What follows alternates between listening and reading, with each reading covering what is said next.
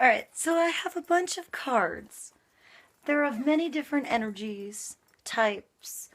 Um, the I Ching, Animal, Oracle, Love, Angel, Thoth, Words of Truth, Angels, Laura Mard, some sexual-ish cards over there. Okay, and I have others. And I'm going to do a general, all signs, energetic, psychic, spiritual, and angelic love reading for anyone that finds their way to this video. Okay?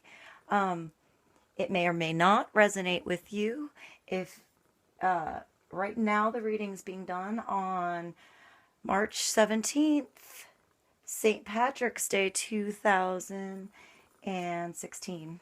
That's my cat Mannix, and he likes to join us for the readings. This is usually something I do for just myself to tap into the sensitivity of the energies around me and questions I have with spirit, to have a vision broader than my own. I always ask that it comes from the highest source of God and love and the Christ spirit and that which is allowed for me to know and for you to know, for the highest and greatest good of uplifting everybody involved. I just find it's a way to tap into the subconscious, into the energies, and its symbols. So, everything I say or anything I say, maybe nothing I say will make sense to you and you can move along.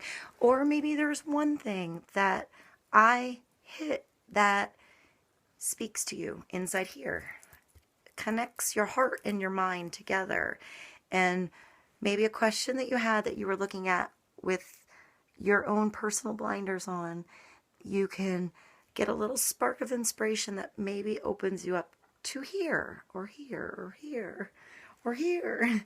And you can see your situation in a perhaps different perspective to give you a broader a solution. Okay, so if anything taps into your own intuition, just go with that. And I'm just the little spark plug for you, okay? All right, so let's see what we get. If this finds its way to you in a time other than that around the time of St. Patrick's Day, go with it. Time is relative. Maybe the message comes to you when it should, okay? And this is the first for me, so if you like what you see and you want me to do more readings, let me know. I usually just do this for people close to me that ask me for some help and guidance, and they tell me that it's helpful, and I do it for myself. So while I'm learning and tapping in and fulfilling the spiritual side of me, I hope that I can be of help and of assistance to you, and hopefully help you tap into yourselves more so that you can be of greater assistance to both yourself and perhaps others. Okay? All right, so here we go. Let's see. Everything has been shuffled, and like I said, I ask that it's tapping into your own higher self, to God, to your angels, your spirit guides, to the beings of love and light that we may not even know about, and energies like Mother Nature that are working with us to give you guidance. Okay? All right, so I'm going to start with the I Ching here. These have like gateways. Now, I just sort of wing it. I'm not the best reader in any way. Sometimes I don't know what the heck I'm doing, but sometimes winging it works. So let's just go with it, and you let me know.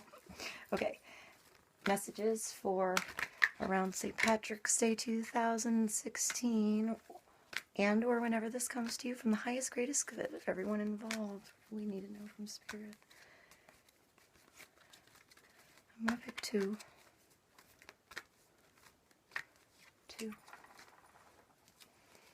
All right, at the bottom of the gate, at the bottom of the gate. At the bottom of the deck is this, which is gate 19, approach.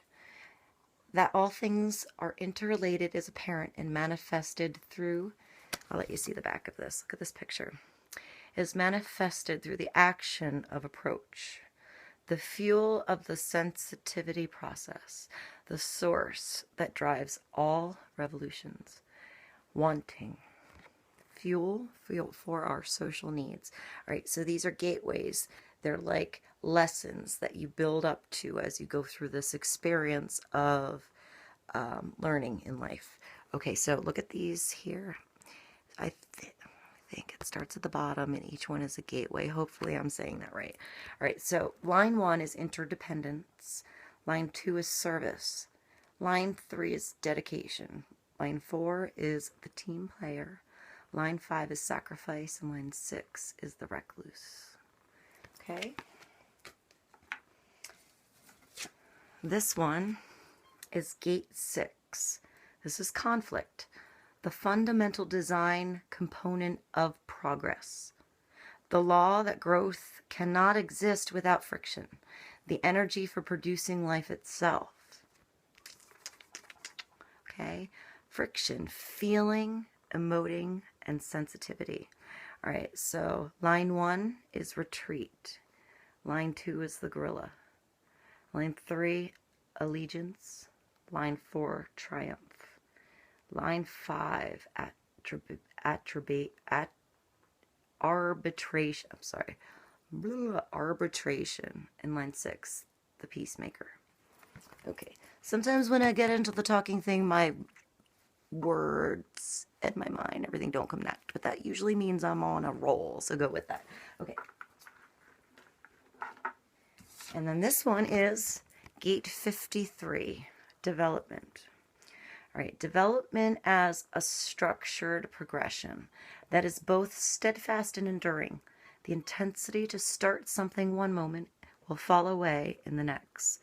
Wait for clarity. Beginnings. All right, transition and change. Line 1 is accumulation. Line 2 is momentum. Line 3, practicality. Line 4, assertiveness. Line 5, assertion. And line 6, phasing. All right. Since I'm on an I Ching roll and I'm on 747 in my minutes, let's do an I Ching of love. Let's continue this and maybe I'll do a different video for the same time, different cards, okay? So, I Ching of love. Now, this is the same sort of thing, put more into a little pictorial, like a tarot card, but it's more in relating to the heart, okay? So, general energies to help everyone listening to now.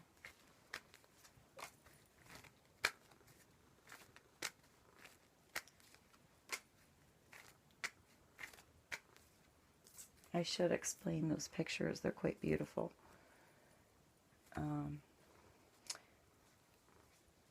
I pulled 3 already, but I have this up, so let's put this here anyway. Hold on, I have more battery. All right, so at the bottom of the deck is failure. All right, so this is like when you're feeling empty and you're feeling deprived, that's when it's time to go inward. It's time to go inside for solitude. It's learning to dance in between encounters and separation. It's an in-between. All right, so when passion dries up, it's just part of life. Sometimes when passion dries up, you need to go inward to think about how to spark that passion again. It's a cycle. It's not an ending. It's a cycle. Okay, so we have here, whoa, that's weird. Okay, these are 2 different decks. I want to show you something. This is gate 19, approach. I know this is a different deck, but it's still the I Ching, and this is also 19. Okay, so it's really weird. So this is Lynn. All right, so this is listening to each other. This is always a sign of prosperity. It's always a positive card to have. This is when you're evolving within something which matters to you. And it's something which bears fruit every day. Listening to each other. Sometimes it's not the speaking, it's the listening. And not just listening, waiting to jump in and have your answer, but actually absorbing and understanding that there's somebody else who's giving you a bigger viewpoint in your problem by helping you understand a perspective. People don't always speak the right way, but you can choose to listen correct. Okay, so that's just weird that we got two 19s. All right, so this one is Ouija. This is Mystic Union. Okay, this is also telling you to go back into meditation. It's a missed encounter. It's that moment, that time of precious and elusive intuition. It's yearning and hoping. It's like saying within intimacy we have possibilities to accept fusion, completion, and realization. And it is a moment of solitude within each individual to make that choice. And when each individual makes a choice of hoping and yearning and within themselves having that solitude of knowing, and each choice is the same, and they come together, it creates a third. 1 + 1 = 3. It takes one energy here, a male, female, and a male, female, gay, straight, whatever. You know, there's still a male and a female energy within all of us. But, I mean, this card is, it is Mystic Union. So it is speaking of the creation of a third between a male and a female energy. So it's that moment, that missed encounter, or did you do the encounter? It's that want that both have and making it happen. And that third becoming something that is more powerful than each could be separate. And when the want is the same, that power is great. And it takes something that can grow from like the muddiest of circumstances, creating something gorgeous that's also elusive. It's like the moon and the sun together, the positive and the negative, creating a third, which is right in the middle and perfect. Okay. Then we have uniqueness.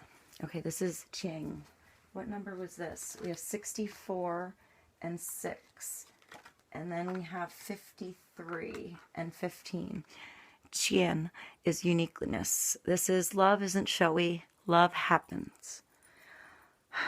Love is revealed as is. I mean, it's the mountain at the bottom which hides itself in the earth above. This is also a positive card.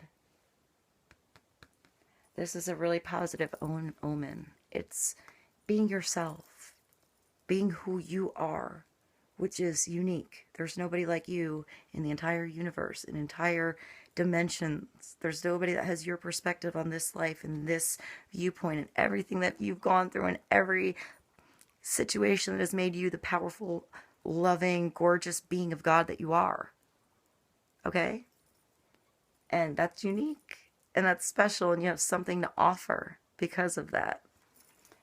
These are really good omens. So you have uniqueness, something different, and you have that above transition and change and new beginnings.